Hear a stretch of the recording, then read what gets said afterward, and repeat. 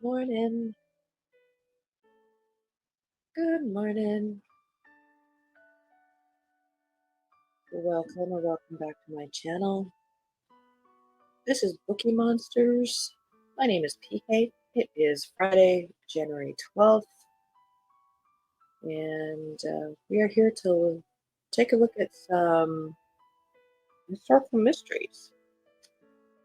Usually during the week, uh, Monday, Tuesday, Wednesday, Thursday, Friday, we look at the new releases that are being set into the wild genre by genre. And by Friday, we kind of see whatever's left over. But we're currently doing the Mid-Winter HistMyst Readathon that I'm sponsoring. And last couple Fridays, we've been looking at some historical mystery series out there. I need to make a list of some standalones. Ooh, there's a good one. I think I can do this one. Huzzah! Let me think about this. No, we're gonna do one. You guys are being safe and warm. It is freaking cold here.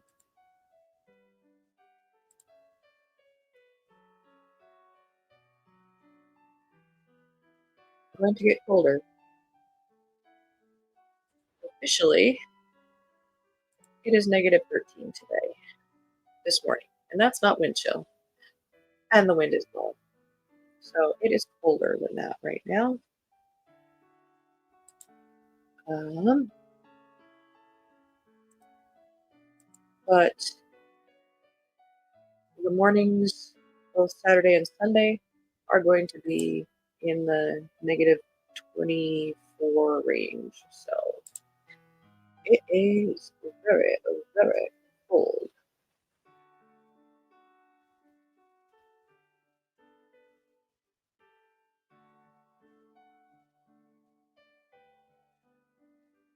I'm just bringing up a couple standalone ones that I seem to recall. I have read them, but it's been a long time. All righty. Just quick announcements. There are no sprints tonight. There are sprints tomorrow afternoon at 1 p.m. Mountain Time, 3 p.m. Eastern, and we do that for 5 hours. Bring your own book, work on a project, be productive in the house, listening to some nice ambiance. Whatever it is you want to do, that is time carved out for you. All righty. I think this is so pretty. This is kind of the tones of pink that I like. I like the blushier, muted pinks. Sorry, coffee was required. Okay. So the first standalone we're going to take a look at for historical mystery options. Really loved this one. Is The Instance at the Finger Post by Ian Pears. Let's go to a different version though, so hopefully it'll give it a better description. There we go. All right. Not a great picture, but it gives us a better description here. Maybe we can go to Goodreads.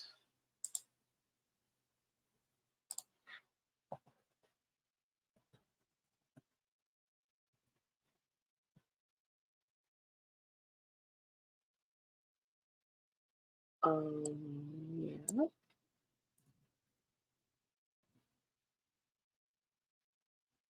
Oh, and instance.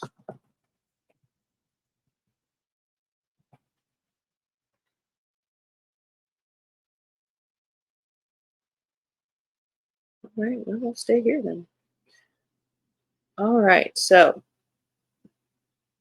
a finger post, if you're wondering what the title is that sign in the middle of a crossroad that tells you this way to a certain town, that way to another town, this way to a different town. You're in one spot looking in four different directions. This is set in Oxford in the 1660s, a time and place of great intellectual, religious, scientific, and political ferment. This centers around a young woman, Sarah Blundy, who stands accused of the murder of Robert Grove, a fellow of New College. Four witnesses describe the events surrounding his death.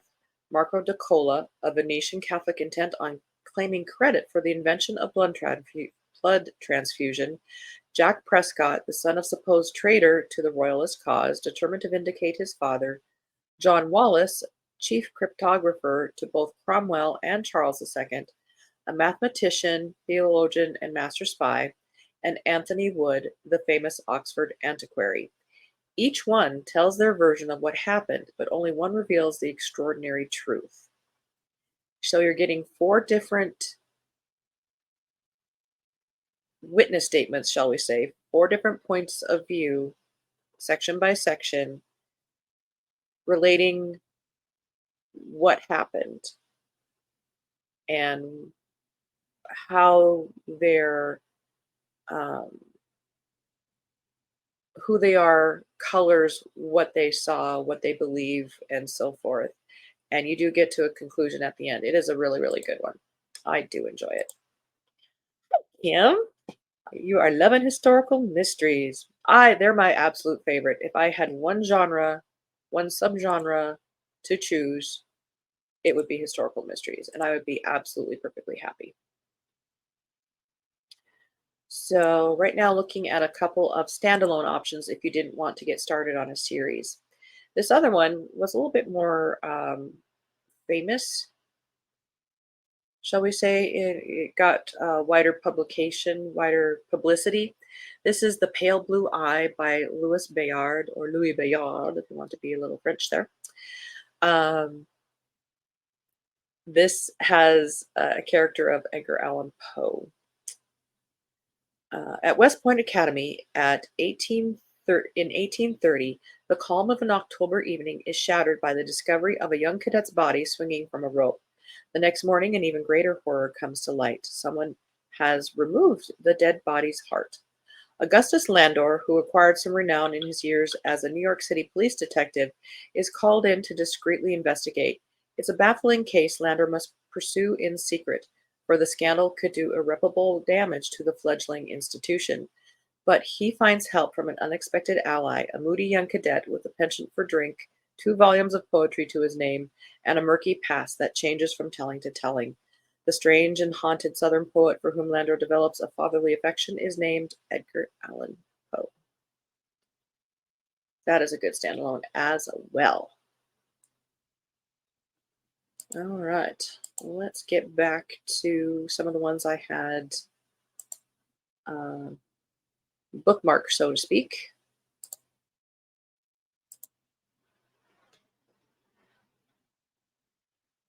And jump into those. I think we were up in Instruments of Darkness. I don't think we got to Medicus yet. So again, historical mysteries cover all of humanity, from caveman to they're calling like the 1990s historical. And somebody did bring up a good point, was it last time, that to kind of define what historical mysteries are. This is my definition. I think it is a good definition. I guess others could have a different opinion about that, but to me, historical mysteries are somebody writing in their current time about a previous time, more than 20 or 30 years from your current time. Somebody who lived in the 1930s, writing about the 1930s, to me, that is not a historical mystery. That is a contemporary writing a contemporary in their time period. So hopefully there you can see there's a distinction there. This particular series is set during Roman times. Of course, the Roman Empire lasted for about, what was it, 1,000 years? So this is the first book in this series. There's 8 books in this series now. Good for her. First one is called Medicus. It's by Ruth Downey. And this is in Roman-occupied Britain. The gods are not smiling on army doctor Gaius Petrius Russo in his new posting in Britannia. He has vast debts, long shifts, and an overbearing hospital administrator to deal with, not to mention a serial killer stalking the local streets. Barmaids' bodies are being washed up with the tide, and no one else seems to care. It's up to Russo to summon all his skills to investigate, even though the breakthroughs in forensic science lie centuries in the future, and the murderer may be hunting him down too. If only the locals would just stop killing each other, and if only it were possible to find a decent glass of wine and someone who can cook, Russo's prospects would be a whole lot sunnier. Can't remember if this one was second century, maybe. It is not in the later empire. This is while Rome was still moving into Great Britain. A very respected name in historical mystery circles is Charles Todd. This was a writing team. I mainly like cozy historical. Almost finished with the Templar Knights series. Time to find a new one. Charles Todd it was actually a writing team of mother and son. The mother just passed away, I believe it was only last year. But this was their second series. Bess Crawford is the main amateur sleuth. First book is called A Duty to the Dead. There was 13 books in this series. And again, we're not getting a great description.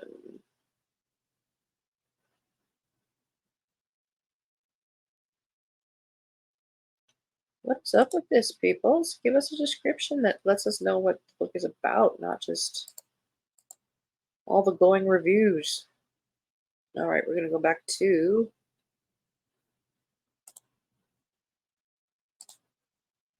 Goodreads. So this is set during World War I.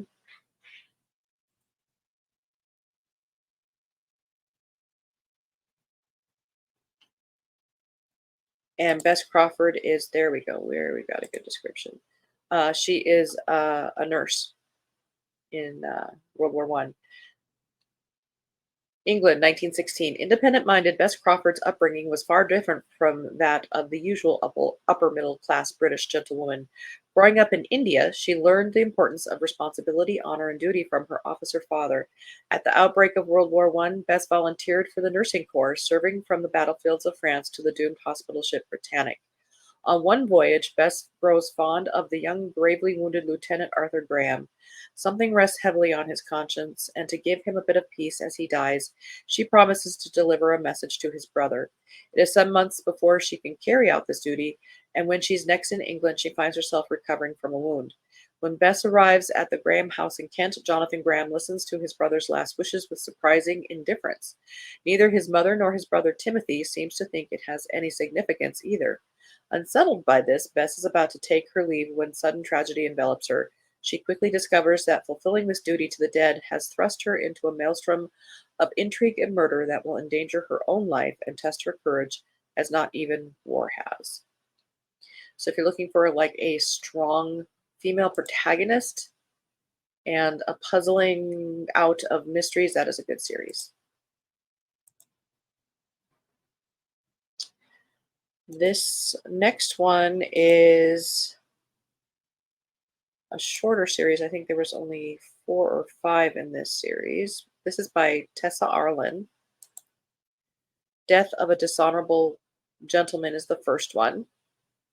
This is the Lady Montfort mysteries. Lady Montfort has been planning her annual summer costume ball for months with scrupulous care, pulling together the food, flowers, and 1,000 other details for one of the most significant social occasions of the year is her happily accepted responsibility. But when her husband's degenerate nephew is found murdered, it's more than the ball that is ruined. In fact, Lady Montfort fears that the official police inquiry, driven by petty snobbery and class prejudice, is pointing towards her son as a potential suspect. Taking matters into her own hands, the rather over-imaginative Countess enlists the help of her pragmatic housekeeper, Mrs. Jackson, to investigate the case. track down the woman that vanished the night of the murder and clear her son's name. As the two women search for a runaway housemaid and a headstrong young woman, they unearth the hidden lives of Lady Montfort's close friends, servants, and family, and discover the identity of a murderer hiding in plain sight. And as they say here, this is a series that would appeal. This is Edwardian England, so before World War One. If you like Downton Abbey, this is a series that would kind of scratch that itch.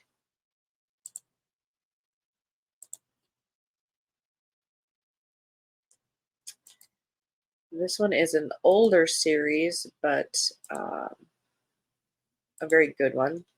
This is by Darren Lake. There's 17 books in this series, but there will be no more. She has stopped writing this one. This is called Death in the Dark Walk. It is a John Rawlings series, and it is um, set at the beginning of it's in Georgian England, so 1700s. Having finished his indentures, Rawlings is celebrated in Vauxhall Pleasure Gardens when he trips over the body of a young girl. Summoned to the magistrate's office as prime suspect, Rawlings not only clears his own name, but impresses Fielding, that is the gentleman who founded the Bow Street, so much that with his power of recollection, that he is asked to investigate the crime. From gaming hell to fashionable house, Rawlings follows a trail of lustful liaisons and illicit intrigue, which prove beyond a shadow of a doubt that the girl has had quite a past with threatening secrets.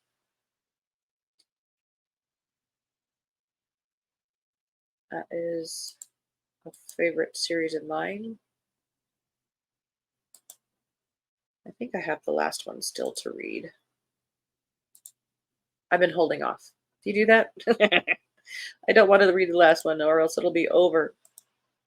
Also during the 1700s, the Georgian period in England is a sort of a romantic historical history, HistMyst, but more, there's a touch of romance, but that's not the focus.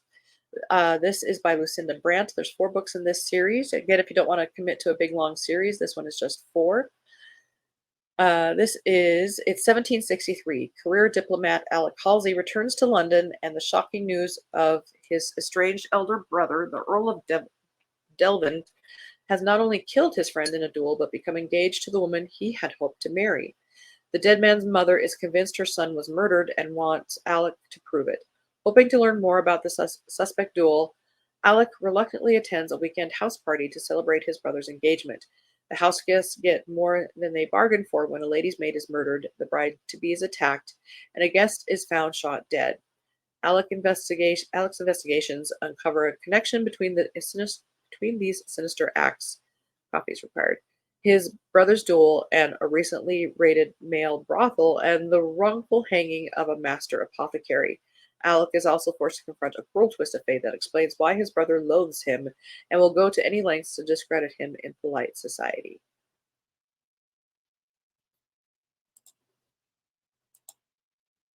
Sorry?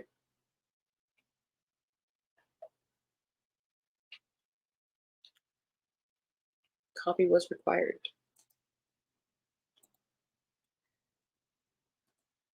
This next one is by Ashley Gardner. There are 16 books in this series, and I believe it is still continuing. This is, again, set in the Regency era, if you're looking for more in the Regency. Yes. London, 1816. This first one is the Hanover Square Affair. Cavalry Captain Gabriel Lacey returns to Regency London from the Napoleonic Wars, burnt out, fighting melancholia, his career ended.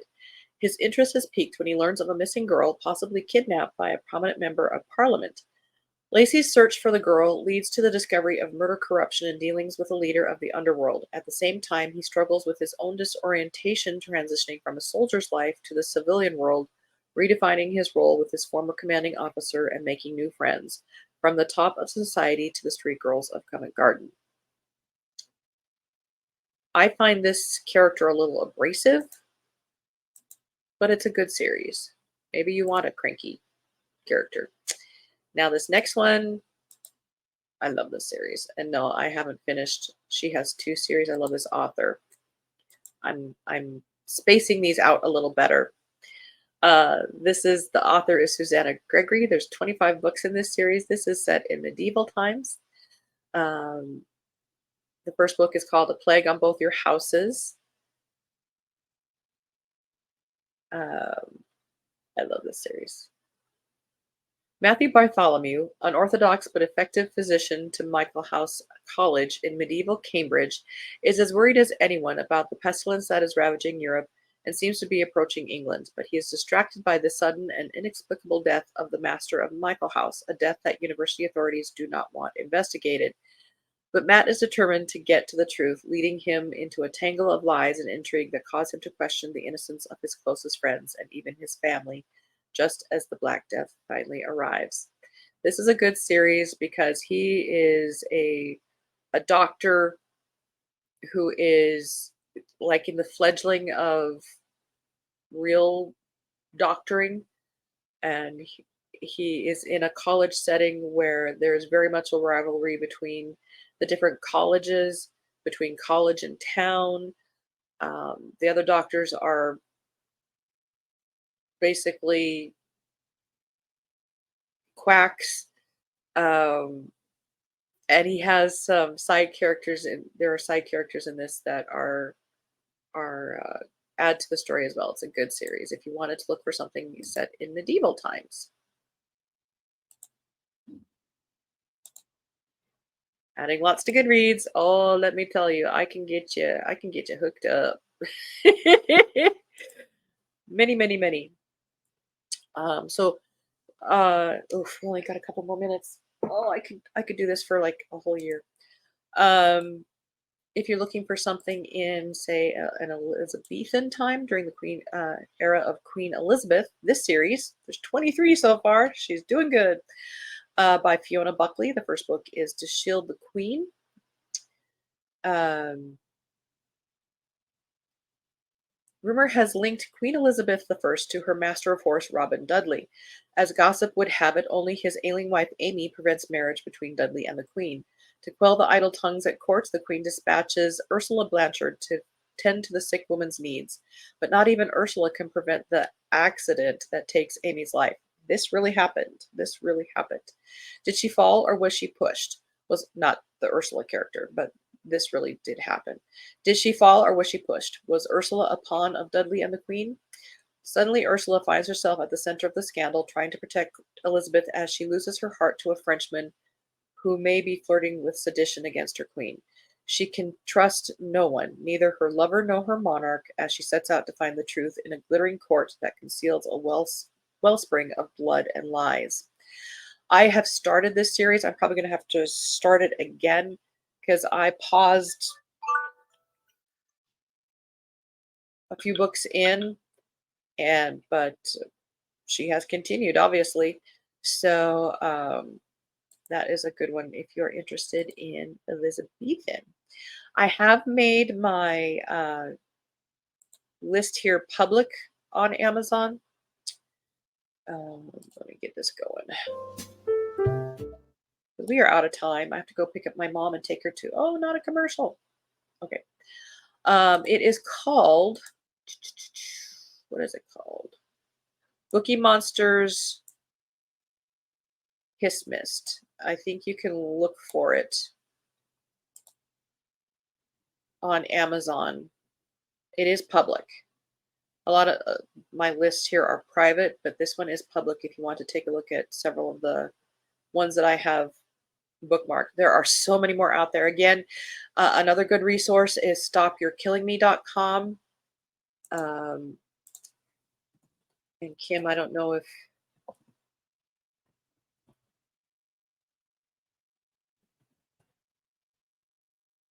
oh, come on.